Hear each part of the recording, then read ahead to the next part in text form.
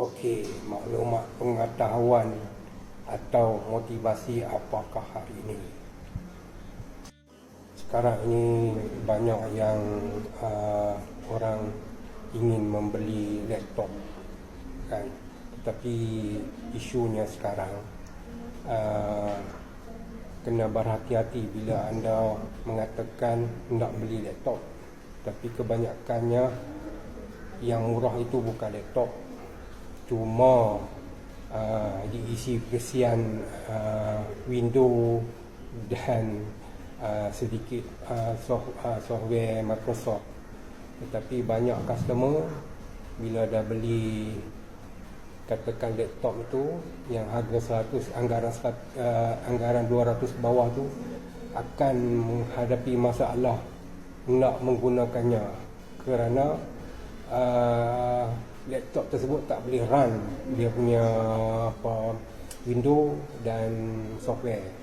Jadi kena hati-hati kat situ. Dekat situ bila kita beli laptop, kita takkan dapat harga serendah 200 bawah. Laptop sekurang-kurangnya kalau second hand pun 400 ke atas.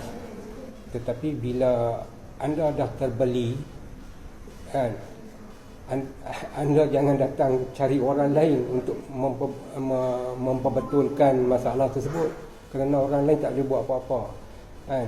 Dia sebenarnya dia bukannya laptop, dia adalah sejenis notebook ataupun Chromebook yang dia seperti Android, kan. Dia cuma dimodified, kan, supaya nampak seperti laptop. Tetapi bila ramai yang beli ni, bila nak return balik kat customer owner tu tak, penjual tu tak terima. Inilah puncanya. Jadi bagi saya rasa kena berhati-hatilah, kan. Kita nak dapat 100-200 tu bukan mudah. Tetapi kita cari penjual tu tak tanggungjawab, dan kita cari orang lain nak perbetulkan masalah, orang tu tak boleh buat apa, sebab benda tu tak include, kan. Dia tak ada satu tempat simpanan untuk nak run apa Windows atau apps apa semua. Jadi bagi saya lah, kalau yang mana nak beli laptop tu, pergilah kedai-kedai yang menjual komputer atau apa semua. Jadi pastikan ia betul-betul laptop, kan. Sebab sekarang ni kalau kita beli macam Chromebook tu, dia cuma macam handphone je lah, kan.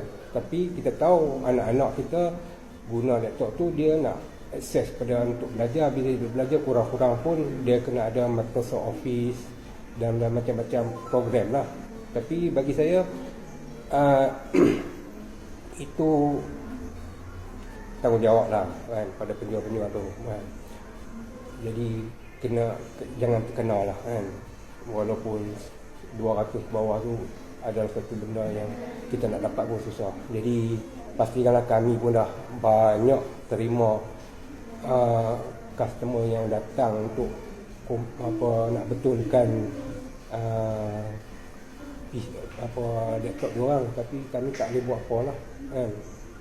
Jadi ada yang kami recommend lah, ambil second hand dengan kami lah, kan. Dan memang tak boleh, ramai yang terkenal, kan. Saya harap benda ni hati-hati pada semua.